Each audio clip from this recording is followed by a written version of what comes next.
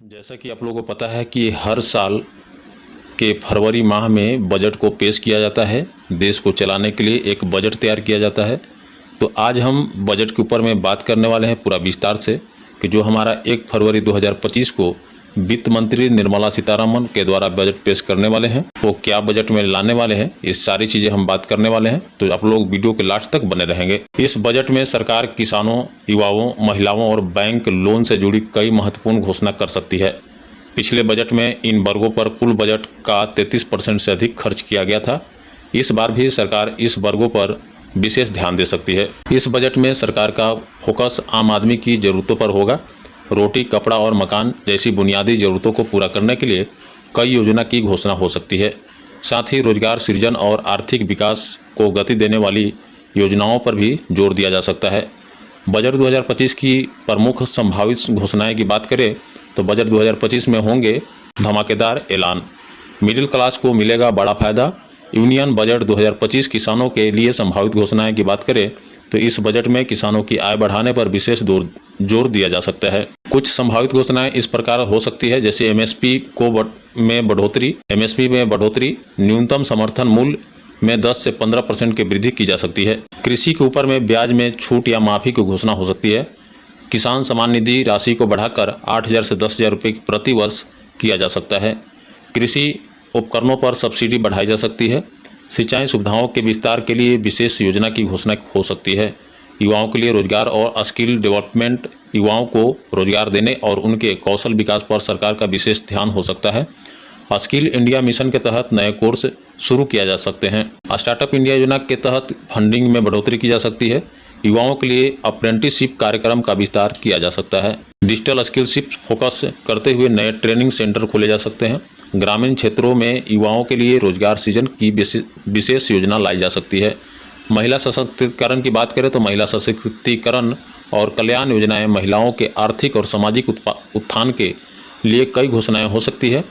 महिलाएं समान बचत पत्र योजना का विस्तार किया जा सकता है। महिलाएं के लिए डायरेक्ट कैश ट्रांसफ़र स्कीम शुरू की जा सकती है। महिला उद्यमियों के लिए विशेष लोन स्कीम की घोषणा हो सकती है। ग्रामीण महिलाओं के लिए स्किल डेवलपमेंट प्रोग्राम शुरू किए जा सकते हैं। महिला स्वयं सहायता समूह को अधिक वित्तीय सहायता की जा सकती है।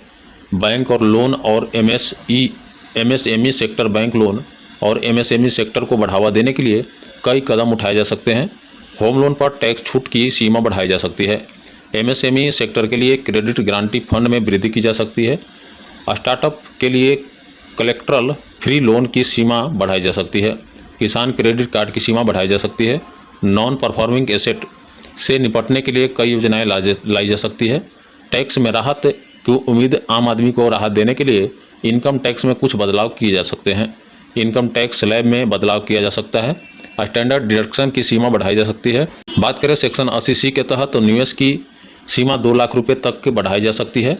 हेल्थ इंश्योरेंस प्रीमियम पर टैक्स छूट बढ़ाई जा सकती है। नए टैक्स रोजिम में और राहत दी जा सकती है। बजट 2025 की बहुत सारी विशेषता है। सरकार कर्मचारियों को सैलरी बढ़ाने की उम्मीद है कि बढ़ सकता है। बजट में सरकार करेगी ऐलान। इंफ्रास्ट्रक्चर डेवलपमेंट, देश के बुनियादी ढांचे को मजबूत करने के लिए कई घोषणाएं हो सकती है। रेलवे के आधुनिकीकरण के लिए बड़ा बजट आवंटन किया जा सकता है। राष्ट्रीय राजमार्ग निर्माण के लिए फंड बढ़ाया जा सकता है। स्मार्ट सिटी प्रोजेक्ट्स के लिए अतिरिक्त धनराशि दी जा सकती है। रक्षा क्षेत्र में स्वदेशी उत्पादन बढ़ाने के लिए नई योजनाएं लाई जा सकती हैं। ग्रीन एनर्जी प्रोडक्ट्स को बढ़ावा देने के लिए टैक्स इंसेंटिव फंड बढ़ाया जा सकता है, दिए जा सकते हैं। शिक्षा और स्वास्थ्य क्षेत्र में सुधार के लिए कई कदम उठाए जा सकते हैं। डिजिटल शिक्षा को बढ़ावा देने के लिए नई योजना लाई जा सकती है। उच्च शिक्षा के लिए स्कॉलरशिप की राशि बढ़ाई जा सकती है। मेडिकल कॉलेज की संख्या बढ़ाने के लिए विशेष योजना लाई जा सकती है। आयुष्मान भारत योजना का विस्तार किया जा सकता है। टेली मेडिसिन सुविधाओं को बढ़ावा देने के लिए फंड आवंटित किया जा सकता है। ग्रामीण विकास और रोजगार सृजन, ग्रामीण क्षेत्रों के विकास और रोजगार सृजन पर विशेष ध्यान दिया जा सकता है। मनरेगा के बजट में बढ़ोतरी की जा सकती है।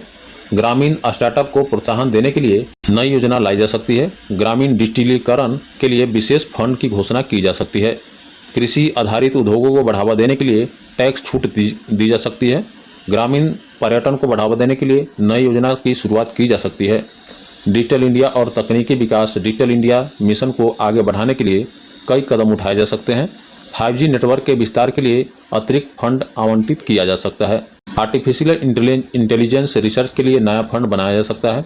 साइबर सुरक्षा को मजबूत करने के लिए विशेष योजना लाई जा सकती है। डिजिटल पेमेंट को बढ़ावा देने के लिए नई इंसेंटिव दिए जा सकते हैं। इंटरनेट कनेक्टिविटी बढ़ाने के लिए नए प्रोजेक्ट को शुरू किया जा सकता है। पर्यावरण संरक्षण और जलवायु परिवर्तन से निपटने के लिए कई उपाय किए जा सकते हैं। इलेक्ट्रिक वाहनों को बढ़ावा देने के लिए नई इंसेंटिव दिए जा सकते हैं।